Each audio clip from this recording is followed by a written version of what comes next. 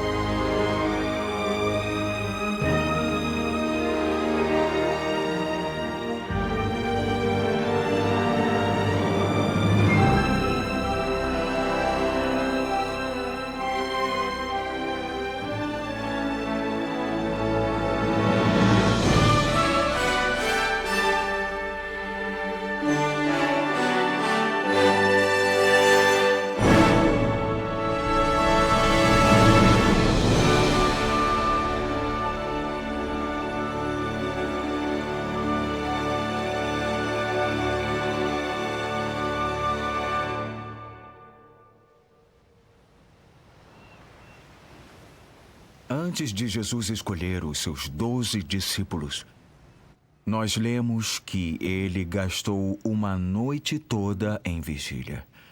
Em Lucas capítulo 6, versículo 12 diz: Jesus saiu para o monte a fim de orar e passou a noite toda orando a Deus, antes de escolher seus 12 apóstolos. Estudiosos dizem que a noite toda significa 12 horas. Digamos, ou das 6 horas da tarde às 6 horas da manhã, ou das 7 horas da noite às 7 horas da manhã. 12 horas. Ele orou por 12 horas a fim de escolher 12 discípulos. 1 hora por pessoa.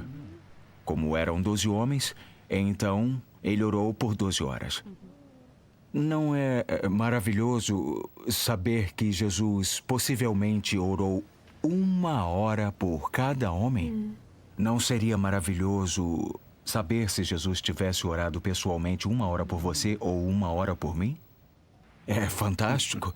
Então, ele orou por 12 horas. Após ter orado durante 12 horas, digamos às 7 horas da manhã, ele desce do monte, chega à praia do Lago da Galileia e, se as escrituras estiverem corretas, ele começa a escolher seus apóstolos. Eu fiquei muito surpreso. Para mim, era como se Jesus só tivesse escolhido os homens ao dar de cara com eles, aleatoriamente. Vocês dois, e 1, 2, 3, vocês 3, e você. Quantos já tenho? 1, 2, 3, 4, 5, 6, 7, 8, 9. Eu preciso de mais 3. Eu quero você e também quero você e você. 12. E ali estavam todos. Eu então disse a mim mesmo: não. Eu não posso acreditar que Jesus orou por 12 horas, por 12 homens, e depois os escolheu por ordem de chegada. Por que Jesus orou por 12 horas? O que Jesus orou durante aquelas 12 horas? Será que ele orou: meu Pai, mostre-me os melhores e maiores homens em Israel, os super-homens em Israel? Eu preciso de super-homens como apóstolos. Bom, eu me perguntei, por que ele escolheu aqueles homens assim? E analisando um pouco mais de perto, eu pensei comigo mesmo: deixe-me dizer, tentando não ser desrespeitoso com Jesus, Eu não preciso orar por 12 horas e, depois de 12 horas, sair e então fazer mais escolhas assim. Olhem quem ele escolheu. Ele escolheu alguém como Pedro, o impetuoso Pedro. Um homem de pavio curto, um homem áspero, sempre agindo primeiro e pensando bem depois. Ele escolheu os filhos de Zebedeu. Eles eram esquentados. Quando os samaritanos recusaram-se a hospedar Jesus e os seus discípulos por uma noite, os filhos de Zebedeu disseram: Senhor, manda fogo do céu e consome esta vila. Jesus os escolheu. Eu pensei, que apóstolos gloriosos aqueles dois seriam, hein? Jesus disse: Vós não sabeis de que espírito sois. Este não é o Espírito de Cristo. Ele os escolheu. Mas o pior de tudo, ele escolheu Judas Iscariotes. Sim, Judas o traiu. Mas a Bíblia também diz que Judas era um ladrão. E se havia alguém que sabia disso, era Jesus. E Jesus o fez tesoureiro da equipe apostólica. Eu quero aconselhar qualquer pastor a nunca apontar um ladrão como tesoureiro de sua igreja. Mas Jesus o fez. Então, quando percebi que Jesus havia escolhido esses homens com todas as suas falhas, com todos os seus erros, eu disse: eu não acredito. Que ele orou por 12 horas. Senhor, mostra-me, cadê o super-homem? Porque nenhum deles era um super-homem. Por que será que Jesus orou por 12 horas para escolher pessoas com tantos defeitos? Por que pessoas tão comuns com seus grandes erros? Eu disse: Senhor, por quê? O Senhor escolheu esse povo. Por que o Senhor teve que orar por 12 horas? Então uma coisa aconteceu comigo. Eu tive uma experiência que realmente me abençoou poderosamente. Foi como se o Espírito Santo me tomasse e colocasse naquela montanha onde Jesus orou. Colocou-me bem do lado dele, de modo que pudesse ouvir sua voz. Eu esperava que Jesus orasse pelo melhor para que Deus lhe mostrasse o homem mais notável em Israel. Mas não. Eu escutei algo totalmente diferente. E eu achei que até pudesse escutar Jesus orar. Eu pude até ouvir o que ele orou. E o que ele orou me abalou. Isso foi o que eu ouvi. Jesus orou: Meu Pai, o Senhor sabe que eu estou prestes a escolher meus 12 apóstolos. Não me deixe escolher como o mundo o faz. Não me deixe planejar sucesso, assim como os reis deste mundo planejam seu sucesso. Meu Pai, não seja feita a minha, mas a tua vontade. E demorou 12 horas para que Jesus tivesse vitória naquele ponto. Então ele desceu do monte e escolheu só pessoas comuns. Pessoas como eu e pessoas como você. Com todos os nossos erros e com todas as fraquezas, ele ainda nos escolheu. Eu acho que se tivesse sido Jesus, eu não teria ido à praia escolher alguns pescadores ignorantes. Eu acho que teria ido à Universidade de Jerusalém. Eu teria dito aos mestres: façam-me uma lista dos jovens mais admiráveis, mais inteligentes, motivadores de pessoas e grandes oradores. Eu tenho uma grande comissão que precisa chegar até os confins da terra. Me deem o melhor dos jovens que vocês têm aqui na universidade. Jesus não chegou nem perto de uma universidade. Ele escolheu pessoas comuns, só pessoas comuns. Jesus não nos escolheu por causa de nós, mas por causa do que Ele faz em nós. E aí está a nossa grande chance. Deus não precisa de super-homens e não precisa de super-mulheres. Eu vou lhes dizer por que Ele não escolheu super-homens. Ele não escolheu super-homens porque não havia super-homens em Israel. Não há super-homens nos Estados Unidos. Não há super-homens na Alemanha, ou na Inglaterra, ou na China, ou no Brasil.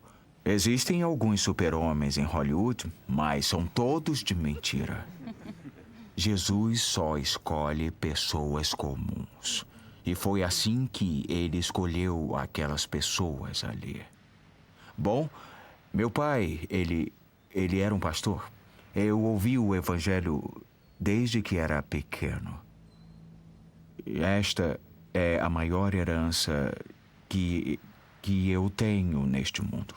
Quando eu tinha 9 anos, eu recebi Jesus Cristo como meu Salvador.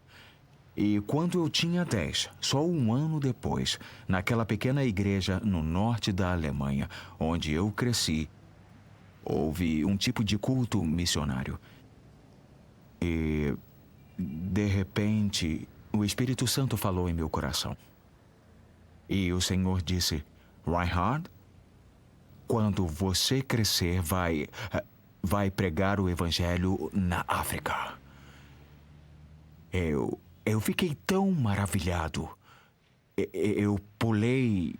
Eu corri à frente e coloquei meus braços em volta do meu pai e eu comecei a chorar. Eu disse: Papai, Deus hoje falou comigo. E meu pai disse: Filho, o que ele disse para você?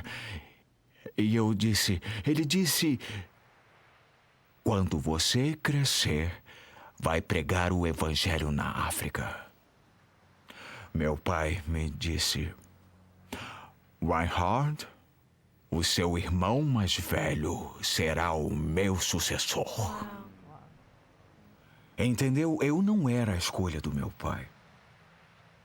O meu pai escolheu o meu irmão mais velho porque ele era o melhor na escola em matemática. E eu era o pior. Mas nesse meio tempo eu descobri que a matemática nunca havia salvo uma vida, mas sim o Evangelho de Jesus Cristo. Podemos não ser a escolha das pessoas, mas Jesus está aqui para apontar o seu dedo para você e dizer: eu escolhi você para ir e pregar a palavra de Deus. Na Alemanha, temos um ditado que quando alguém não é bom em nada mesmo, dizemos: aquele ali é um zero à esquerda. A palavra alemã para isso é null. Ele é um nulo, ele é só um zero. Ele fracassa em suas provas, não consegue achar um emprego ou mantê-lo. Ele é só um zero à esquerda. Bom, tenho que ser honesto com você. Quando Deus me chamou, eu era um zero à esquerda. Só um zero. Mas escute o que aconteceu. Quando Deus me chamou, sendo um zero, eu respondi. Eu fui até Jesus e fiquei ao seu lado. Naquele momento, eu fiz a descoberta da minha vida. Amém. Pois ali eu descobri que Jesus é o número 1. E quando eu, como zero, coloquei-me ao seu lado, já éramos 10. Mais algum zero aqui? Venha e fique do meu lado e já seremos 100. Mais algum zero?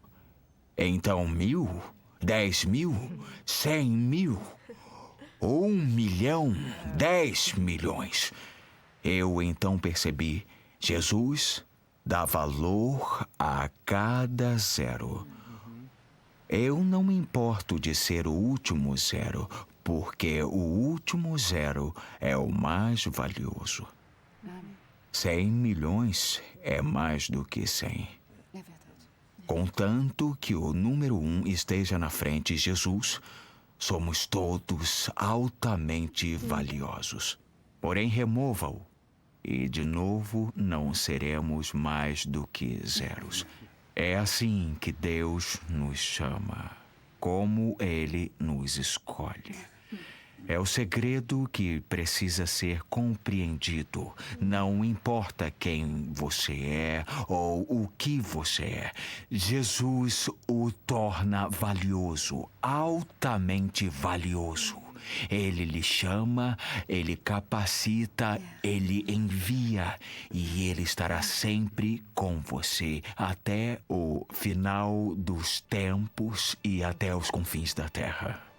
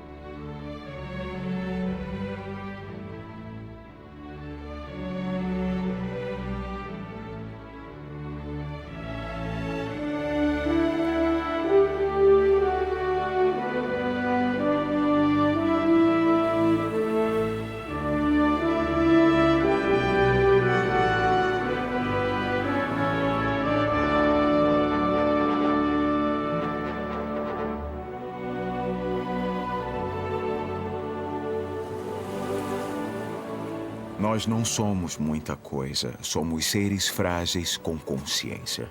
Se Deus falhasse em manter este planeta em uma temperatura bastante regular, seríamos exterminados. Nosso intelecto é limitado. Somos criaturas caídas. Nosso caráter é manchado e corrompido pelo pecado. Precisamos ser salvos. No entanto, a humanidade é a chave para os divinos planos do Senhor. Planos que alcançam os panoramas desconhecidos da eternidade. Através de nós, Deus acabará com todo o mal e com o arquiteto do mal, o diabo.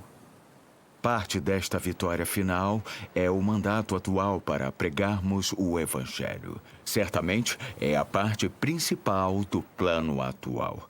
Por enquanto, os planos futuros de Deus vão além da nossa compreensão, mas a não ser que façamos nossa parte agora, reteremos as maravilhosas estratégias de Deus para a humanidade.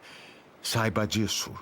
Se a sua palavra for a palavra de Deus, ela carrega um peso maior que qualquer argumento. Ela atinge as pessoas nas suas deficiências. Eu dependo disso quando prego para milhares de pessoas, pois elas são todas diferentes. Deus sabe melhor do que eu qual palavra as alcançará. Assim como o gigante Golias percebeu tarde demais que, como inimigo profissional, havia se preparado para todos os perigos, menos para uma pedra fatal de estilingue. Deus tem muitas surpresas para lançar contra o diabo. Satanás não sabe quem ou quais os meios que Deus pode escolher. Quando operamos no Espírito Santo, sempre encontraremos o tendão de Aquiles do diabo, e assim nós o derrotaremos.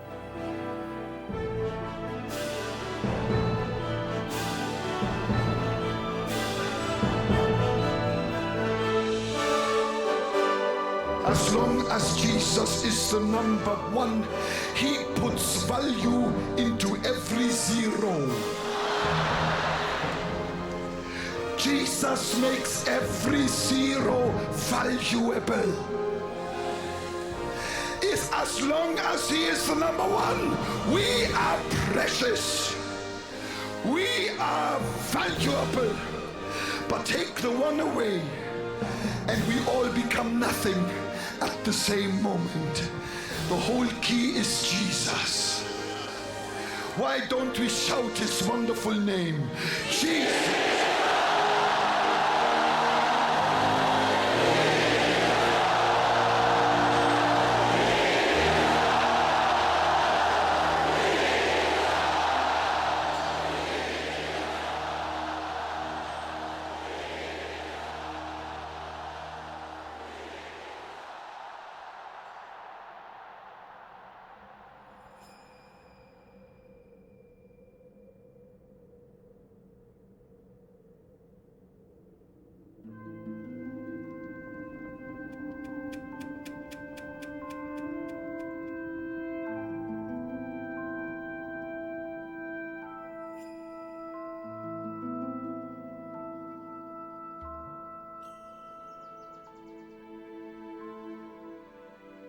Você se dá conta de que Jesus fez um projeto maior do que qualquer faraó? Era simplesmente além das capacidades humanas. O homem podia construir uma pirâmide, mas Jesus os envolveu naquilo que somente Deus podia fazer e demonstrar o grande poder de Deus. Nenhum imperador ou líder na história jamais pediu tanto de pessoas comuns. Mas também nenhum governante tornou possível tanta coisa através de pessoas comuns. Jesus escolheu propositadamente alguns homens locais que não sabiam nada a não ser pescar, e os enviou para transformar o mundo. Tinham que ir às cidades em meio aos entendidos sofisticados e poderosos, muitas vezes em território hostil e contra todos os empecilhos, mas ele os capacitou. Eles foram com o apoio das maiores forças de transformação, o Evangelho e o Espírito Santo, a verdade e o poder. Pense, se somente fazemos aquilo que somos capazes de fazer por nós mesmos, falhamos em mostrar o que Deus pode fazer. Mas obedeça ao Senhor em fé e você fará o que é impossível. Preste atenção, as montanhas se moverão. A natureza fundamental do cristianismo é a arte do impossível.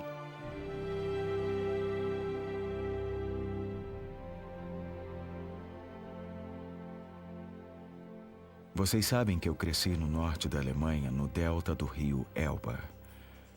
É uma área de marés altas e também de marés baixas. Então, quando a maré estava baixa, nós meninos costumávamos a brincar na lama. E na lama havia grandes barcas, repletas de materiais de construção. Eu não sei o peso delas, talvez 100 ou 50 toneladas. Algumas maiores e outras menores. E nós meninos brincávamos por ali. Eu costumava pensar, não há poder na terra capaz de mover estas barcas. Entretanto, de repente, a maré subia e tudo ao redor daquelas barcas começava a se mover. E uma meia hora depois eu estava no pier e, mesmo sendo um menino de 12 anos, era capaz de mover as barcas com um dos meus pés. Para mim, aquilo se tornou uma ilustração, um exemplo para a vida. Quando obedecemos a palavra de Deus, a maré vai subir. O que era imóvel torna-se móvel. O incurável torna-se curável. E o impossível torna-se possível.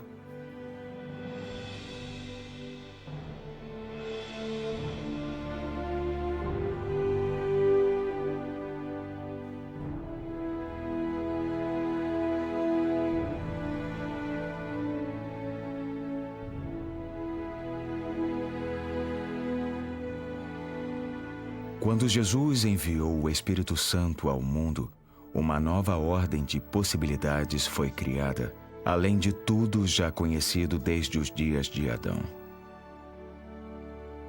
Todos nós podemos fazer o comum e confiar em Deus. Mas, porém, Deus está buscando homens e mulheres cujas ações se igualam ao que creem.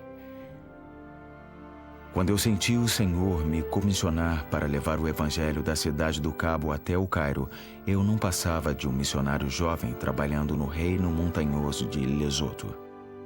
Parecia simplesmente impossível, se não ilógico.